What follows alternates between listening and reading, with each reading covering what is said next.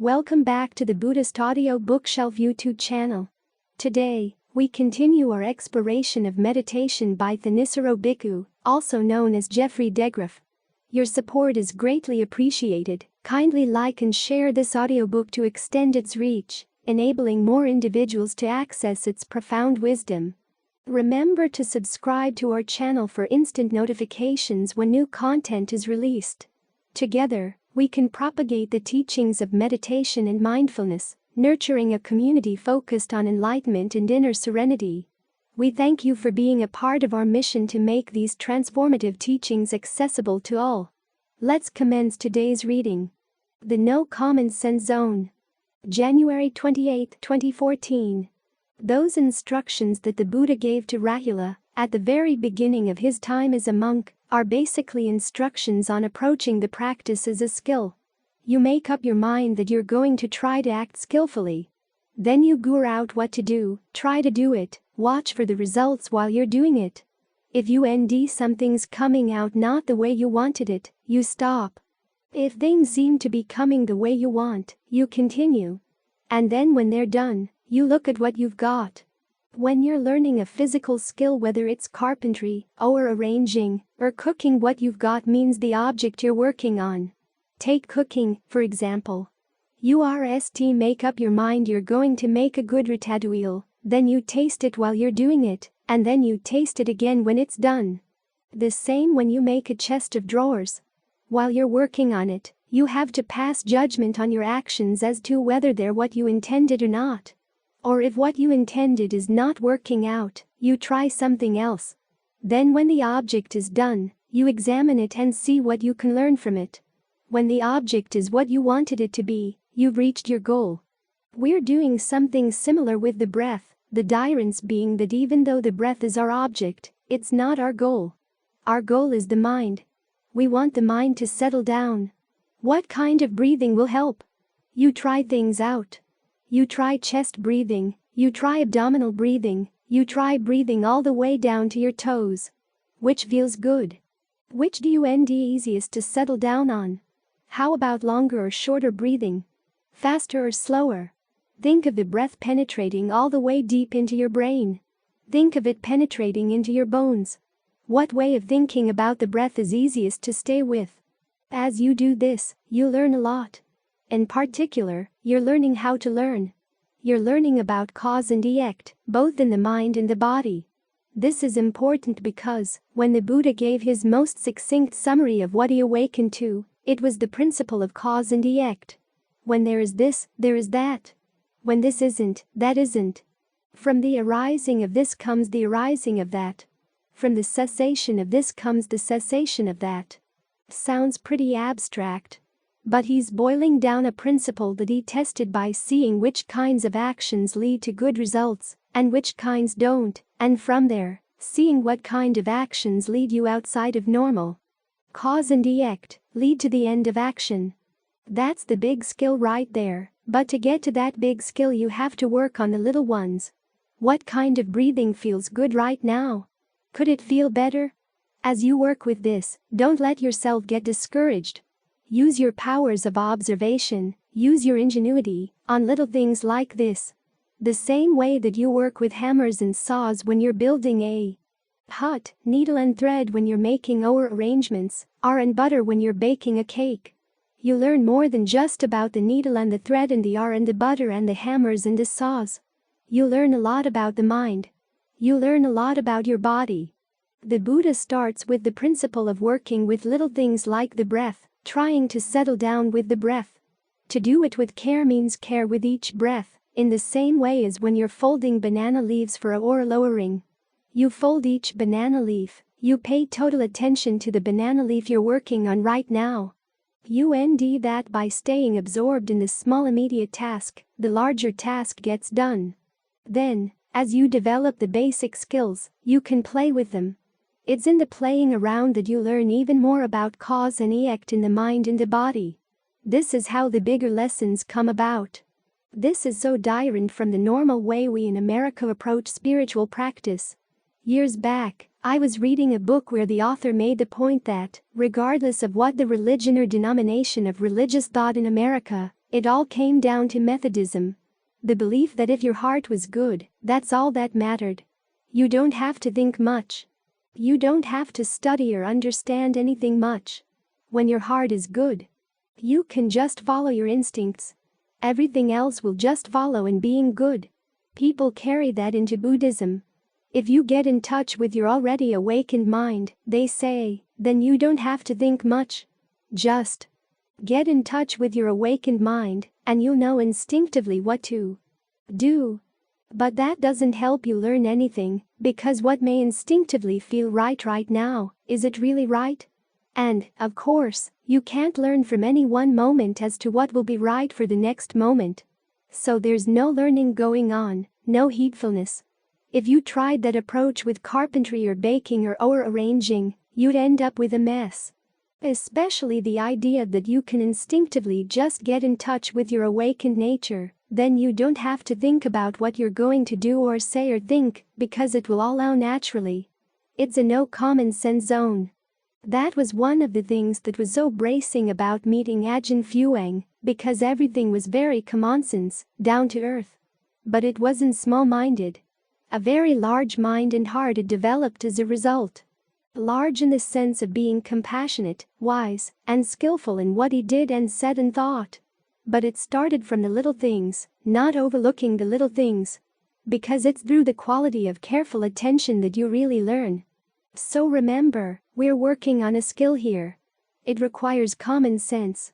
It will take you ultimately to a place beyond common sense, but it's not below common sense. Below common sense is when you just say, well, I'll go with my feelings. And however you interpret the source of those feelings as to why they should be trusted, that leads nowhere. But the path, and that's why the Buddha gave the image of the path to begin with, does lead someplace. The raft takes you across the river. The path takes you to a goal. And as we all know about walking along a path, if you're very careful about each step, you don't trip, you don't stumble. You're not thinking too much about the goal. You're paying attention to this step and this step and this step, secure in your knowledge that they're headed toward the goal. If you pay a lot of attention right here, right now, it takes you far. So stay with each breath, each breath, each breath. Try to develop a sensitive touch. Because it's in that sensitivity to little things that larger discernment arises. And it's through that sort of discernment that there comes release. One thing only. November 3, 2013. There's a fake Buddha quote you may have heard. It quotes the Buddha as saying, I teach one thing and one thing only. Sewering and the end of sewering. The fake part is the one thing and one thing only. He did say, all I teach is sewering and the end of sewering. But people tend to focus on the one thing only. I've read some teachers interpret this, saying that there's a subtle teaching here. That sewering and the end of sewering are the same thing. From there, they go on to say, what it means is that if you learn to accept the fact of sewering, then there's no more sewering, which is a pretty bleak teaching. It goes together with a one method and one method only teaching, i.e., that the basic teaching is simply watching things arising and passing away, and that's all you have to do. Learn not to get involved, and everything will be okay. That's the highest happiness you can expect. Again, the Buddha didn't teach that. Sewering is one thing, the end of sewering is something else. And they both come from actions, direct actions, which makes all the difference in the world. If there's only one thing to do, such as just passively accepting whatever's going on, then you're let over the hook. There wouldn't be a need for very much discernment to go into the path, because there wouldn't be many choices made. In fact, you'd be learning how not to make choices, trying to develop choiceless awareness. But the fact is that you're making choices all the time, and what you're experiencing right now is the result of choices you've made in the past, plus choices you're making right now. A major part of the path is learning how to accept that fact, and then to work with it to do something positive with it. In other words, if there's sewering right now, you've been making some bad choices in the past, and you're making some bad choices right now. If you weren't making bad choices right now, there wouldn't be any sewering. So, wherever there's any stress, dukkha in any of its forms, you've got to look into what you're doing. But you can change what you're doing and shape a different present. That's the positive point. Now, because what you're experiencing right now is a combination of different factors, that means you have to look and look again. Those pleasures and pains don't come marked with a country of origin, i.e., past karma or present karma. A large part of the meditation is learning how to sort that out. Which things are coming from past intentions and which things are coming from present intentions. And what are your present intentions right now? This throws all the responsibility on you. The teacher's here to give advice, to see if you're going a course, and to help with a little course correction. But then again, you have to be responsible for deciding whether you want to take the advice or not. This is the hard part of the path, and it's one of the reasons why people like to hear that there's a one-size-fits-all meditation method, and the method itself has just one technique. It takes the responsibility off their shoulders. But you're not going to gain discernment that way. You gain discernment from making choices and then learning how to read them. It's not the case that you'll go immediately to total understanding of what's the past karma you're experiencing right now and what's the present karma. You learn bit by bit. Try to get the mind as still as possible. This is the basic pattern in all the tetrads of the breath meditation. You sensitize yourself to what you're doing, and then you try to do it in a way that leads to more calm, to more subtle forms of concentration and more subtle levels of pleasure. You work through this process of sensitizing and renaming step by step, which means that you have to be very observant. The Buddha gives you some guidance. If you notice that things are inconstant in the mind, especially if the level of stress or ease in the mind is inconstant, look at what you're doing. When the level of stress goes up, what did you do? When it goes down, what did you do? When things seem to be perfectly still and perfectly at ease, try to maintain that stillness as a baseline, to see if you can begin to sensitize yourself to more subtle ups and downs. This keeps throwing the responsibility back on you. The Buddha's there with guidance. He gives you lots of different meditation methods to deal with species problems as they come up.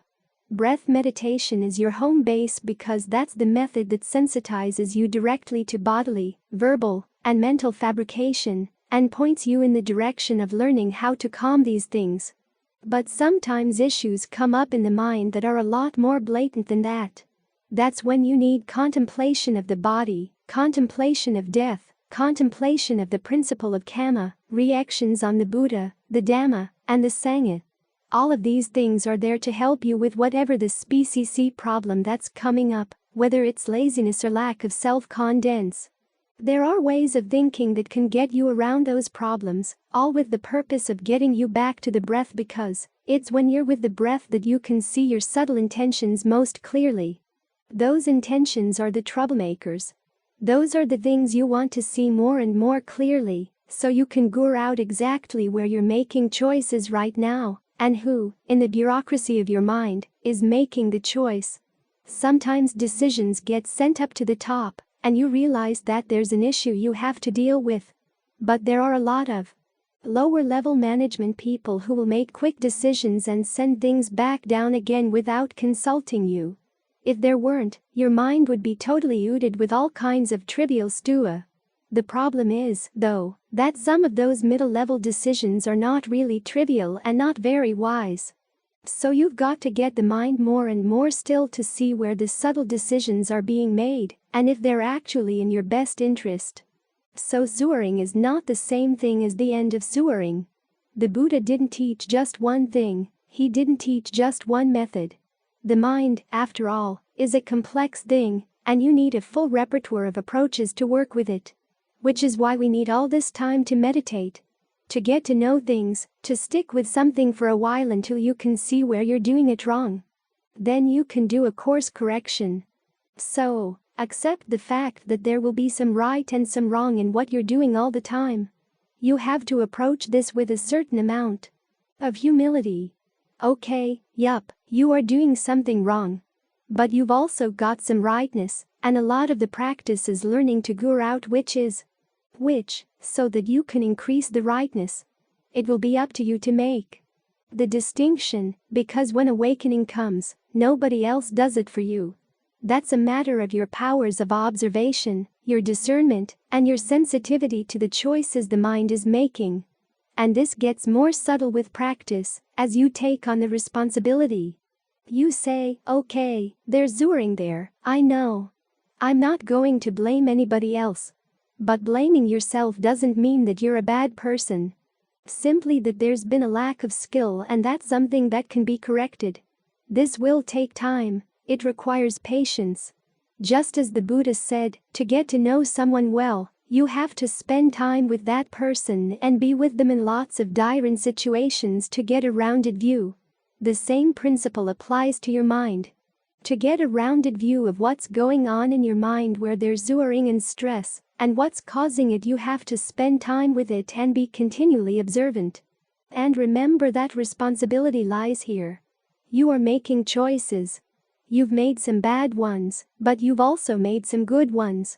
And you want to be able to learn from both, so that you can recognize the difference between the causes of Zuring and the path to its end. The First Noble Truth. November 5, 2015. The passage we chanted now starts with a very strange phrase. Those who don't discern Zuring. You would think that everybody would discern Zuring. But in this passage the Buddha's talking about understanding Zuring on a deeper level. When he explains the truth of Zuring, he uses the word dukkha, which can cover everything from really heavy Zuring down to very subtle burdens on the heart. He lists different kinds of Zuring. Aging, illness, death, being separated from what we like, having to live with what we don't like, not getting what we want. Those are all forms of Zuring we're familiar with. But in Ajahn Lee's words, they're just the shadows of Zuring. They're not the real thing. The real thing is the clinging. That's the heart of the Zuring. We latch on to things like form, feeling, perceptions, fabrications, and consciousness as being us or ours. Or we latch on to the idea that they have to be this way or that way. And not only do we latch on, we feed on these things. That's actually one of the meanings of the word for clinging, upadana. Feeding. We try to get our nourishment from them, which is why we find it so hard to let go. We're afraid that we couldn't survive without clinging to something. We're afraid we'll starve, that's why we keep coming back to Zuring. There are lots of different types of clinging. For instance, we like to cling to our sensual fantasies, which include everything from lust down to the idea of a good piece of chocolate cake tomorrow. We hold on to those sorts of things and go over and over them in our minds. And there's Zuring there, if only on the level of a nagging stress. We might not recognize that there's Zuring or even stress in what we're doing. We actually like what we're doing. But this is one of the strange things about Zuring. A lot of the things we like to do bring Zuring in their wake. And entail stress while we're doing them. Then we wonder why we feel so worn down at the end of the day, worn down as life goes along. It's because we keep running toward and gathering up the things that create Zuring, and then we try to run away from the Zuring that results. We're blind to what we're doing. That's what the Buddha means when he says that you don't discern Zuring. He's advising you to focus on this issue. To figure out what it is that weighs the mind down, what puts a squeeze on the mind, and why. In fact, by centering his Four Noble Truths on the issue of Zuring, he's saying that this is the most important issue you've got to understand and resolve. And the RST step lies in actually seeing what Zuring is. When you really see Zuring, when you understand it for what it is, then the energy to practice has to come. You won't want to stay wallowing around in Zuring or being trapped in Zuring. You'll want to end a way out. The question came up today about how to put more energy into the practice. A lot of it's right here. Reacting on how much Zuring you've been through, and how much more there's going to be if you don't do something about it, and really letting that realization go to your heart. Most people push it away. Years back, I was on a plane coming back from Texas with Ajahn Suwat. The man sitting next to us noticed that we were Buddhist monks, and he had probably heard something about how Buddhists say that life is Zuring. So he turned to us, and even before saying hi, he said, "My life doesn't have any Zuring." Then he went on to describe his life. From my point of view, it was full of sewering.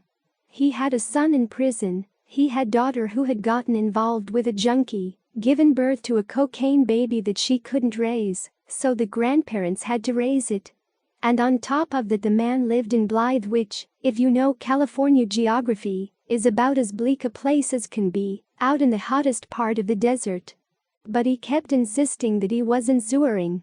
Still, the more he insisted, the more you began to realize that he was sewering quite a lot.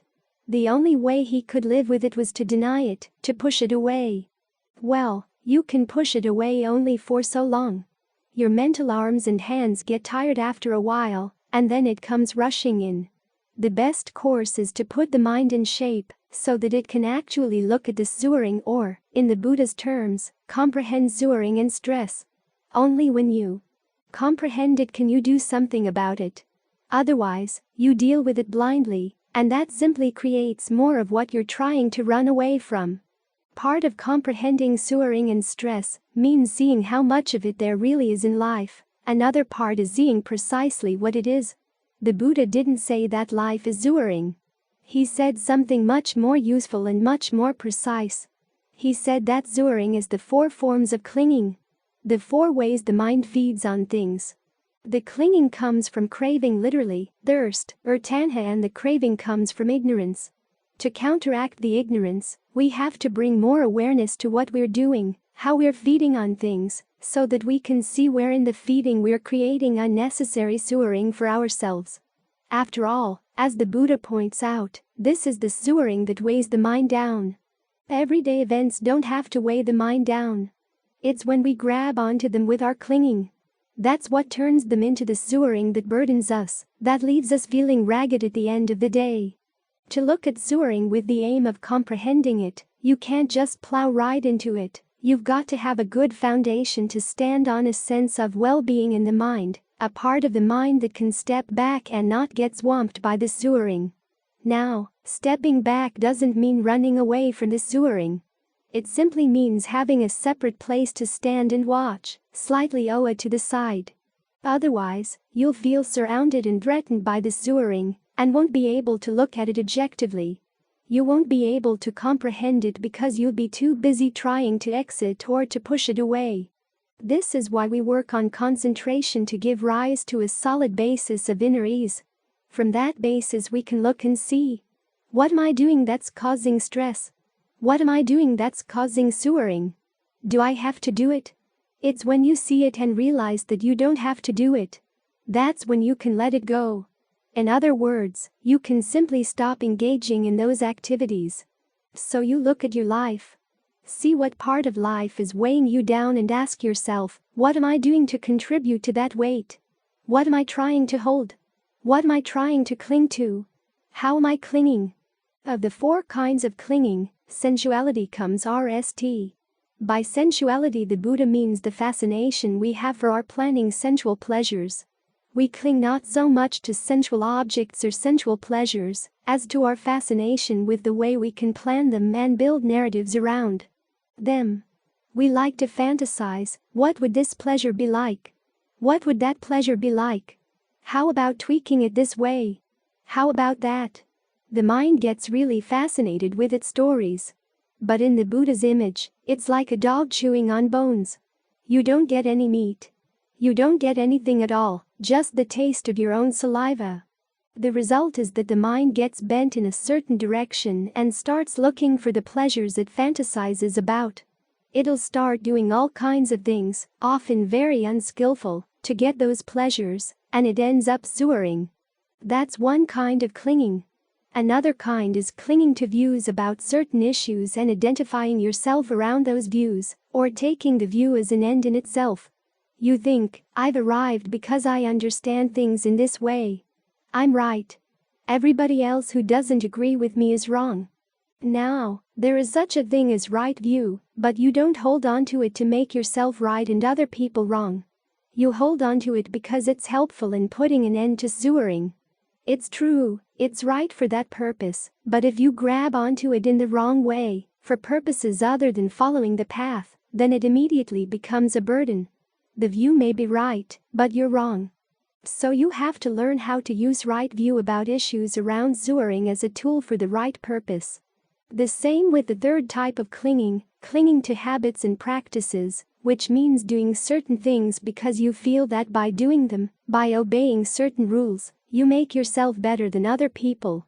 Or the idea that somehow all you have to do is obey those rules and you'll come out clean, and nobody can criticize you. Well, a lot of people hold to the rules, but then develop pride around that fact. The unskillful attitudes they have toward other people who don't hold to those rules aren't clean at all. There's a lot of zuering there. Notice that this doesn't mean we don't hold to the precepts. We do, but again, it's not to make ourselves better than other people. It's because we realize that if we don't hold to the precepts, we're going to create zuering for ourselves and for others. Finally, there's clinging around ideas of who you are. That you have this kind of self or that kind of self, a separate self, an innate, connected self, or maybe you don't have any self at all. There's a lot of clinging in each of these cases. Clinging to the idea of no self, in fact, can be especially strong. It's happened that when I explain to people that the Buddha never said that there was a self or there wasn't a self, someone gets upset and accuses me of depriving him of the solace he found in thinking he had no self. By having no self, he didn't have to be responsible for anything. So whether the idea is I have a self or I have no self, the clinging and zuering can go very deep.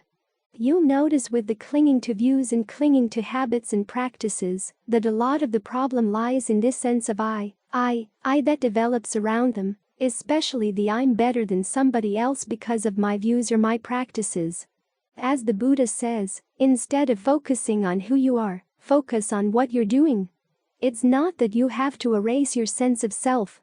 It's simply that you realize that you have to put the question of your singular self aside for the time being, and realize that there are lots of selves in the mind. There's the self that's a parent, the self that's a child, the self that's someone at work, the self of someone at home, the self of someone out trying to have a good time. We have lots of different selves. What you've got to do is to notice that each of those selves is the result of certain activities. The Buddha calls these activities I'm making and my making. Some of the activities are skillful, some are not. So you sort through your collection of selves by focusing on the activities that create them and the activities they give rise to in turn. Foster the selves that will be helpful on the path and learn to look askance at the selves in the stable that create trouble. This is where you have to develop an identity as a meditator. This is very helpful, the identity of a meditator. I'm a meditator is a good provisional self to have. For instance, you can start getting lazy in the mornings after you wake up. Well, is this what a meditator does? No, meditators get up early in the morning. They meditate, they make time for the practice. That kind of self is useful. It gets you up to meditate because you need a certain amount of self in order to be a self-starter. We can't all stay at the monastery all the time. Even at the monastery, you've got to be a self-starter, even more so when you're out there in the land of wrong view. You've got to see. You do experience zuering, and if you don't do anything about it now, when are you going to do something about it? As life goes on, it gets harder and harder to deal with these things. The issues of zuering don't go away. It's not that you have to work on this until age 65, and then you can retire. The problems get heavier and heavier as you get older. And for most people, their minds get weaker and weaker if they haven't had any training. So you've got to discern zuering and foster a sense that I don't want to zuer anymore. That I is a useful one. Nourish that sense of self. Keep it going. In Ajahn Mun's terms, it's the I who doesn't want to come back and be the laughingstock of the dilemmas ever again. In other words, you've been driven around by greed, aversion, and delusion for who knows how long, and there's a part of you that says, enough. Nourish that part. Keep it strong. Make it a larger voice in your decisions as to when to meditate, when to read the Dhamma, when to turn off the TV, when to turn off the internet, in other words, when to do the things that you know are actually good for you. Try to develop that sense of self as much as you can. There will come a point further down the path where you let it go, again, because you see that self as an activity that has served its purpose. As the path picks up more and more momentum, you can focus more and more exactly on what action right now is creating suffering. Because as the Buddha said, eventually you get to the point where you see that whatever's arising and passing away, it's just suffering arising and suffering passing away. You don't think in terms of who you are or who's feeling the suffering. It's just a matter of, these are the activities that constitute suffering.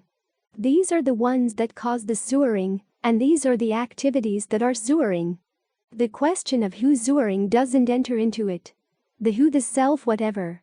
Just put it to the side. When you see that the activities causing suffering are unnecessary, you drop them. And it so happens that you drop a lot of your sense of self in the process, because that particular self was part of those activities. But you don't have to attack your sense of self directly. Just notice that there's an I activity in here that's causing trouble, so maybe you should drop the action that's creating it. See it as an activity rather than as a thing, and, eventually, that it's an activity you don't have to engage in. It's an identity you don't have to assume anymore. The I that feels wronged, the I that feels self-righteous, the I that feels whatever. The I's that lead you to do all kinds of unskillful things. Learn how to step away from them. And when the path has done its work, you can step away from the I doing the path as well. It's in this way that you can gain a handle on this problem of suffering, so that you really discern it, comprehend it, and understand a way to put an end to it. That's when you've really been teed from right views and right practices. That's when you can put them all aside. So keep this point in mind. The reason we're not practicing as much as we should is because we don't really discern suffering. If you really discerned how much it was driving you, placing all kinds of unnecessary burdens on the heart, you'd want to do whatever you could to put an end to it, or at least to get your head above water, so you can see clearly where you are and where you can go. That's when you can be, in the Buddha's terms, consummate in release of awareness and release of discernment. Freedom, that's what he's talking about. It's a freedom that doesn't need to feed, so you'll never have to worry about starving. That's how total that freedom is. As the Buddha and all the awakened masters have said, it's a real possibility, i.e., it's possible for you. Look at your mind every day to see how many times you say yes to that possibility, how many times you say no. When you ND yourself saying no, ask yourself, have you had enough suffering? There will be times when you say, yeah. Okay, you can build on that. The second noble truth. November 13, 2015. When we meditate, we're creating an island for ourselves in the middle of a large fast-flowing river. This island is our refuge. The Buddha says when you develop the establishings for mindfulness, you're making yourself your island. You're making the Dhamma your island. It's your way station to get across the river, your safe place, in the meantime, before you reach the other side. This image applies both to mindfulness and to concentration. The Buddha doesn't make a clear distinction between mindfulness practice and concentration practice. In fact, the establishings of mindfulness are, in and of themselves, the themes of right concentration. You stay, for instance, with the body, in and of itself, as you're ardent, alert, mindful, putting aside greed and distress with reference to the world. The mind gets more and more absorbed in the body, to the point where mindfulness, alertness, and ardency shade into jhana, or right concentration. The breath, for instance, gives you a sense of solidity, so that you're not constantly owing away. Because that's the main warning in the image of the river. Its out carries you away to danger. Whirlpools, rapids, and underwater predators. The river here, of course, stands for craving. It keeps going someplace else. The water's never staying still. It's always moving on, and pulling you along with it. If you try to ND some safety in the things of daily life, remember the Buddha's image of being swept down by a river. You see grass and other plants on the bank of the river, and you try to grasp onto them, but they tear away in your grasp. In other words, they get uprooted and pulled along with you. Many times, they'll cut your hand in the process. Some of the grasses the Buddha mentions in his analogy have sharp-edged blades that, if you try to hold onto them, will slice deep into your hand. Of course, the grasses are nourished by the water of the river. The grasses here stand for the aggregates: form, feeling, perceptions, mental fabrications, and consciousness of the senses. We try to grab onto these things, to pull ourselves to safety, to end some place to rest, because as the Buddha said, it's only when there's peace, when there's a sense of resting, that the mind has any real happiness. And yet, this is all that the river can grow. These grasses that pull away and cut into your hand. I was reading recently a nature writer whose writings I usually like. She tends to bring not only poetic sensitivity, but also a lot of science to her writing. But in one of her books she was reacting on various ways of looking at the day at dawn, and one day she happened to notice 2 little dead birds. She thought about how little they had seen of life, and how sad it was in one sense. But then she started thinking about birddom as a whole, and she said it was like skin. The skin keeps creating new layers. The old layers slough over, but new layers keep coming. She ended up with saying that empathy is what makes it possible, and love makes it worthwhile. I suppose you could try to tell that to the little birds to see if they felt it was worthwhile that they had to die as part of this sloughing over process, but I doubt that they'd go along. I mean, it's one thing to be skin cells and be sloughed over. But to be a living being and to be sloughed over so cavalierly by nature, the question is it really worthwhile? And is empathy really? What makes it happen? As the Buddha said, craving is what makes it happen, and it's inevitably going to cause suffering. In other words, it's not worth it. Nothing makes it worthwhile. If you see the skin as having some larger purpose, then you have to put up with whatever suffering is needed to attain that purpose. But as the Buddha said, the universe doesn't have a larger purpose. We don't have to keep coming back. We don't have to keep following the craving to try to grab onto something in hopes that it's going to be of some rest, some refuge, some respite for us, only to end that it keeps disappointing us in the end. We have the freedom to say that we want out, and to take the way out, because craving can't create anything but these clumps of grass that give us a little bit of a handhold, but not much.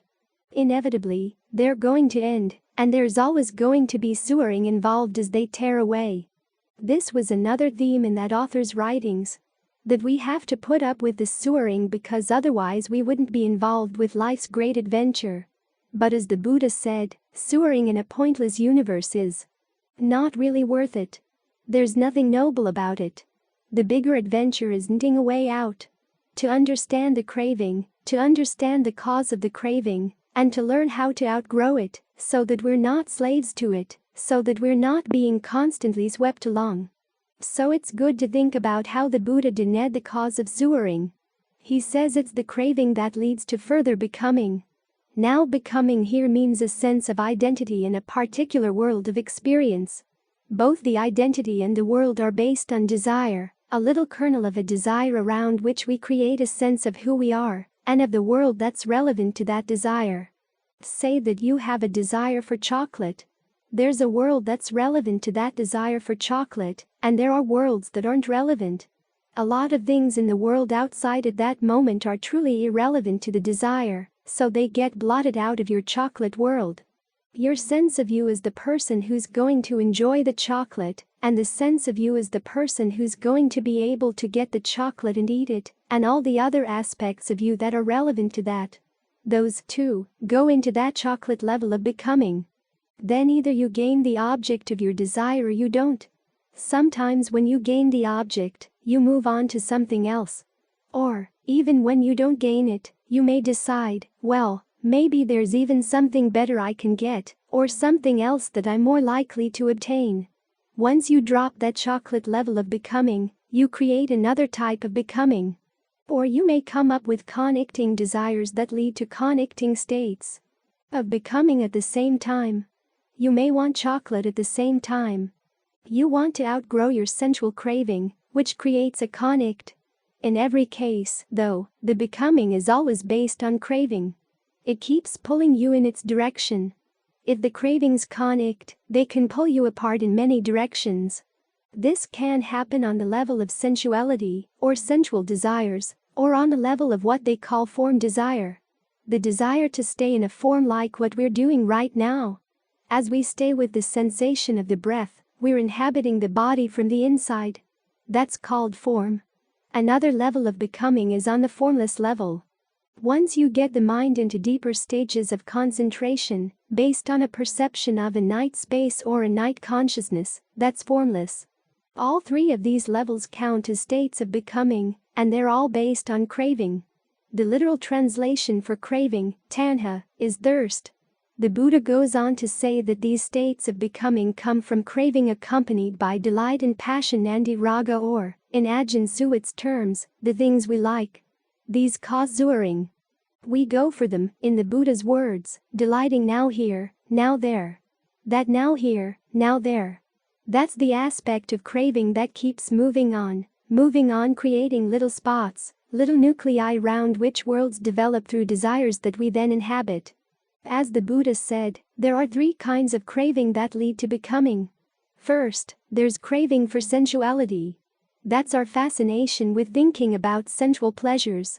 Notice, the problem is not so much the sensual objects, it's our fascination with thinking, this is a sensual pleasure I like, and I'd like it like this, and this, or maybe like that, and that. And we can fantasize about these things and create all kinds of stories around them, as we keep tweaking them in ever new ways. That fascination leads to zuering, because it's always accompanied by the hunger to get sensual pleasures. They don't just come your way on their own. You've got to go out and get other people for them, because the nature of sensual pleasures is that they're based on objects or people or relationships that, when you gain, somebody else has to lose. Or they gain, you lose.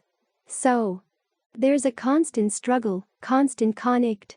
And the mind gets weaker and weaker as it decides that it can't survive without having this pleasure or that pleasure. The more you depend on the environment to be just so, the weaker you become. This pulls the mind down. The second craving is craving for becoming itself. We like to take on certain identities. There's the self-image we enjoy of being this particular person who's mastered these skills and gaining what he or she wants. This sort of thing can range from night to night things. But that, too, is going to lead to the kind of grasp that you try to grasp as craving sweeps you along, and it's going to get pulled out of the bank, or it's going to wound your hands, because these identities can't last. Then, third, there's the craving for no becoming. That's the paradoxical one. You would think that the craving for no becoming would be something that would put an end to becoming, but actually to put an end to becoming directly, you have to take on an identity as the destroyer of becoming. That becomes your new identity, with a new becoming around it. This would seem to leave you trapped, but, as the Buddha said, there's a way out. Instead of trying to put an end to things or trying to hold on to things, he said, you learn how to watch them as they come into being, and then you don't, to use Ajahn Lee's terms, weave them any further. To do this, you have to put the mind into a state of concentration like we're doing now. This is your island in the river. It is a state of becoming, and you are inhabiting the body from within, and there is a desire to get the mind to settle down, but it's strategic. As you master this type of becoming, seeing the stages of what's involved in getting the mind to focus on one object and keep it there, you come to a greater and greater understanding of all the processes around becoming. How your sense of who you are as a meditator depends on the body and on the mind. You work with the energies in the body. You work with the events in the mind. This helps you to see the process of becoming more and more clearly. As you learn how to pull out of the distractions that lead away from concentration, that, too, helps you understand the process of becoming. You get quicker and quicker at seeing the stages of how a little stirring comes right at the boundary between what's mental and what's physical, and then you slap a label on it. But now you can ask yourself, what kind of craving was behind the label I placed on this? You can catch the process more and more quickly. So, even just trying to get the mind to settle down and dealing with distraction, You're learning something about becoming right there. Then when the mind is really settled in, you can use that settled mind to see more clearly how the process of becoming happens and how you can just let it go. In other words, something comes up and you don't have to continue with it. Raw material comes in from your past karma, but you don't make it into present karma. You simply see potentials from the past as they have become, and that's it. You don't get involved in the further becoming. There's a sense of dispassion that comes when you see this. And because the delight and passion accompanying the craving are what keep the process of fabrication going, then when you no longer feel any hunger or thirst to do these things, they stop on their own. They stop without your having to go out and put a stop to them. They just stop. The causes stop, and so the results fall away. So this is the Buddha's analysis of why we sewer. Some of the terms are fairly abstract, but when you gain a sense of this process of becoming, and you can see the craving that keeps feeding it and how it keeps sweeping you along, then at the very least, you can say, it's not worth it. Love doesn't make it worthwhile. Empathy doesn't make it worthwhile. That's when you're beginning to get your head above water. As you come to meditate, you're beginning to develop an island. You haven't crossed over yet, but at least you've got a relatively safe place, something you can hold on to that's not going to pull out of your grasp or to cut into your hands. You've got a place where you can stop and breathe, to take stock of things, because this is an important part of meditation. It puts you in a position where you can step back from your cravings and regard them with less interest and less hunger, less of a compulsion to go along with them. You've got something else to hold on to that's firmer, safer. So make use of this. Try to develop this island, because it's the only way to safety. The Third Noble Truth. February 22, 2015. Of the Four Noble Truths, the third, the cessation of sewering and stress, is the one we talk about the least, the reason being that it's the result of the practice. Focus on the causes, and the results will take care of themselves. So most of our emphasis is on the path. But it's good to react on where the path is going, because it turns out that the third noble truth is not just nibbana. In fact, as Ajahn Mun used to point out very clearly, the third noble truth is one thing, nibbana is something else. The third noble truth has a duty associated with it, whereas nibbana carries no duties. The duty with regard to the third noble truth is to realize it clearly. Once it's fully realized, nibbana is attained and there's nothing more to do. When you compare this third truth to the others, it's basically the act of carrying out the duty with regard to the second noble truth. The duty with regard to the second noble truth is to abandon it. You want to abandon sensual craving, craving for becoming, and craving for non-becoming. And the third noble truth is just that. The act of really abandoning these forms of craving, once and for all, with the added duty of realizing the act of abandoning while you're doing it, and appreciating that it does lead to the ending of stress.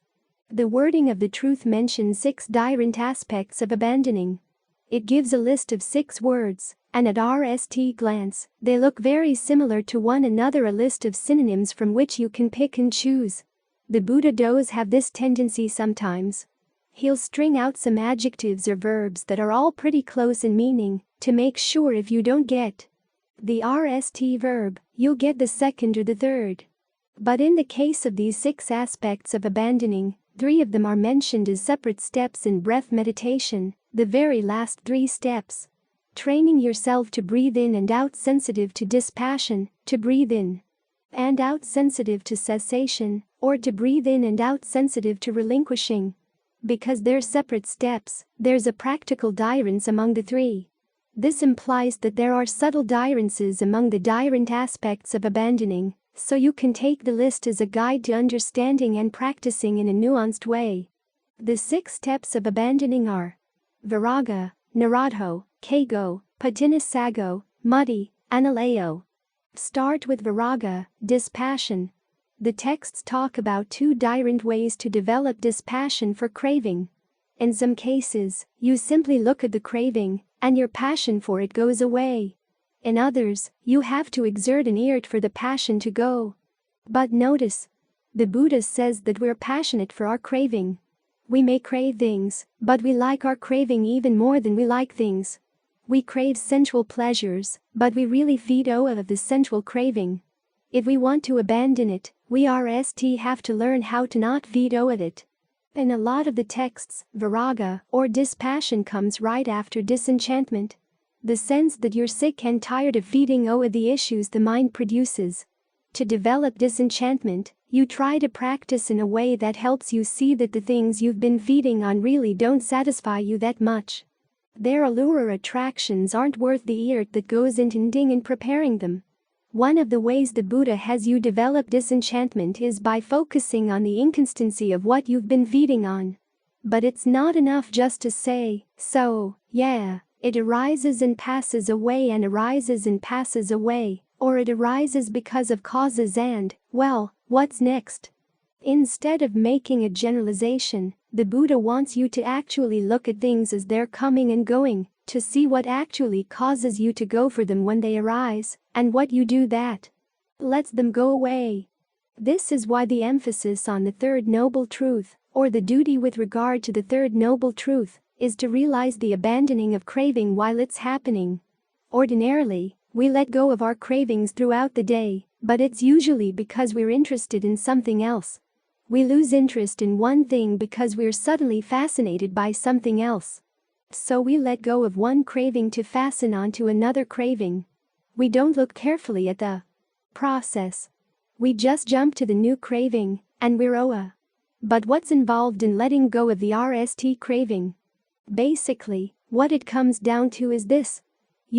Something more worth your interest, more worthwhile, more worth your effort, i.e., it looks like it's worth the effort that goes into it.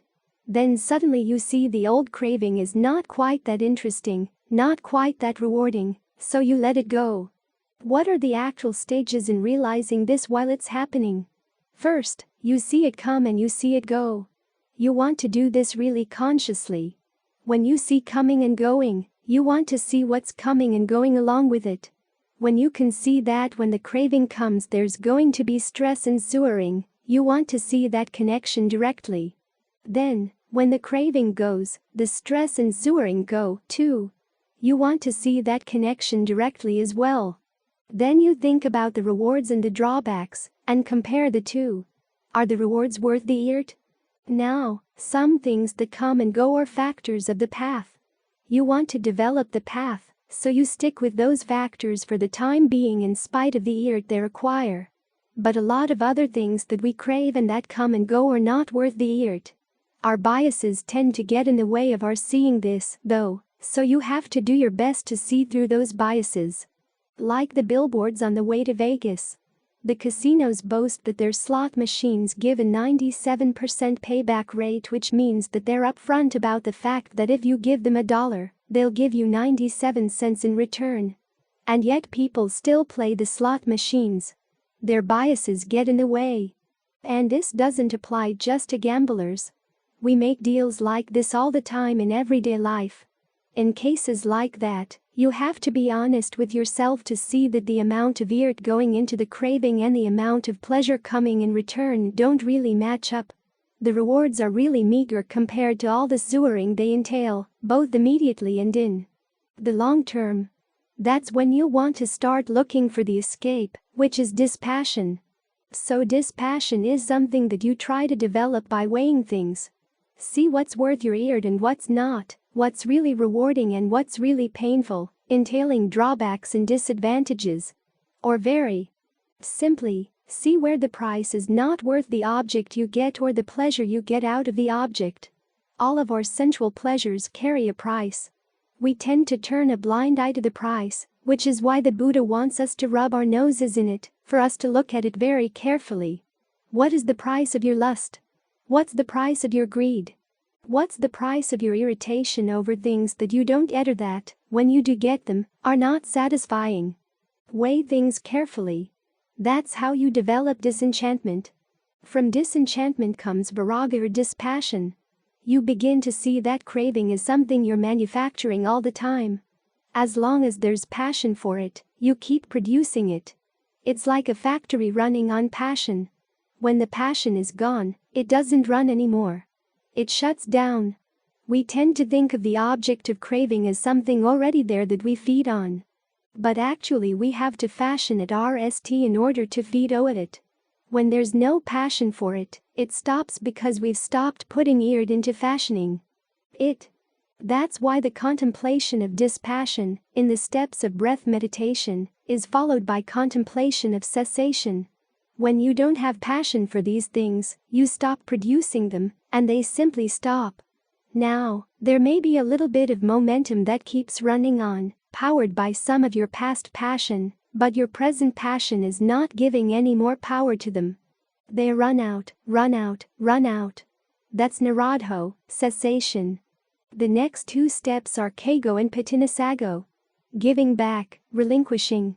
You realize that you've been holding on to things that weren't really yours to begin with. And so you give them back. Ultimately, this includes giving back the path as well. Ajahn Lee has a nice image for this.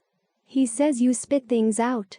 You put something in your mouth and are ready to swallow it, but before you swallow it you say, "I don't want this," and you spit it out.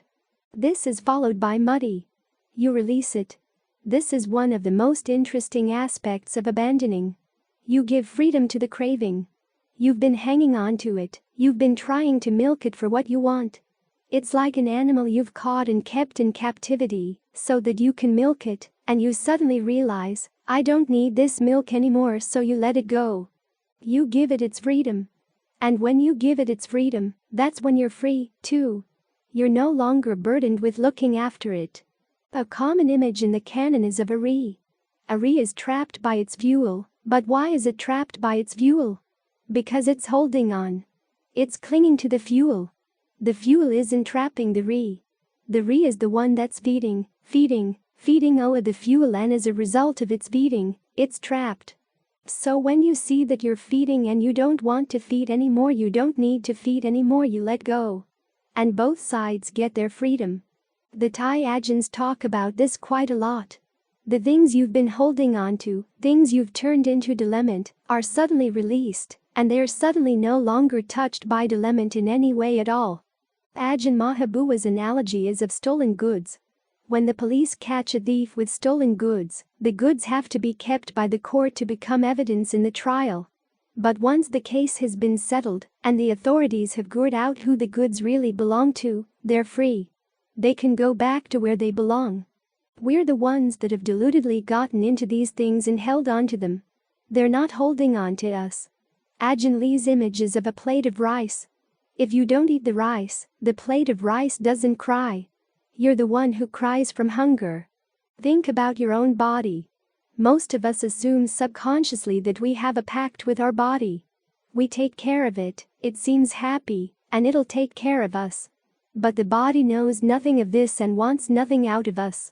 It would be perfectly content to die, to do whatever its material elements want to do, which they do by their nature, whether they want to or not. But we're the ones who have entered in and placed all sorts of conditions on things, saying that they have to be this way and that. We can make the body do those things to some extent, but after a while it's going to go only so far. Then we feel betrayed. And, yes, we have been betrayed, but not by our bodies. We've been betrayed by our own craving. So when you let that go, when you stop producing it, both sides get free. And nali, analeo, which in the Thai sense of the term means that you don't have nostalgia. You've let your craving go and you don't miss it. This nostalgia is the big problem. Usually when we let go of a craving, part of us still misses it and is ready to pick it up the next time around. In the normal equation, you've let go of that craving because you found something better. Well, maybe that something better doesn't work out, so you go back to the old one. You still feel nostalgia. You're ready to pick up the relationship again. If you indeed that you've let go of something because you thought you should, yet there's still some nostalgia for it, that's something you have to look into, because that nostalgia is the seed for the next bout of craving again. Only when you're totally free of the nostalgia for these things, when you've had enough, you never want to go back there, and you've let go to the point where there's a freedom that allows you not to go back. Only then are the dispassion and the rest of these things gone without remainder sisa, as they say in the Pali. Up until then, there's always going to be something sisa, something left over. That little bit of nostalgia. So that's what you've got to watch out for. Many times you can let go, but as one of Ajahn Lee's lay students once said, you let go, but your hand is still on top of it, ready to grab it again. So if you see that you've got that tendency that you've let go, you've spit out the craving, but something in the mind still wants to go back to feed again on what you spit out, you've really got to look into that to figure out why. What is it that you still haven't fully understood about the drawbacks of that kind of craving? These are some of the lessons that come from looking at that string of words, Varaganaradho Kago Patinasago Muddy Analeo. They give us a sense of what it means to really abandon things. Of the 6, the aspect the Buddha keeps focusing on most, though, is the freeing. Once you free the craving, then you get freed as well. Freedom comes from letting go, giving back, without holding anything back. So learn to appreciate that kind of freedom. Even in the little glimpses you get when you let go of a little craving, even if it's not total yet, begin to see, oh, there's a little bit of freedom there. Try to widen that freedom by being really hard on whatever nostalgia you might feel for the old craving, because that's how you get rid of those last traces. Only then are you totally free. In harmony with the Buddha's guidance, we stress the immense importance of sharing wisdom expansively. Presently, we've transformed this extensive 1,000-page work into a readily accessible audio format. The duty to advance this noble cause now lies with you. Through your subscriptions, likes, and the sharing of our content, you play a central role in the widespread dissemination of these teachings, benefiting numerous others. Let's continue the timeless tradition of knowledge sharing and the cultivation of mindfulness for the greater good of humanity. We extend an invitation for you to join us in this endeavor, and together, we can bring profound positive change to the lives of many.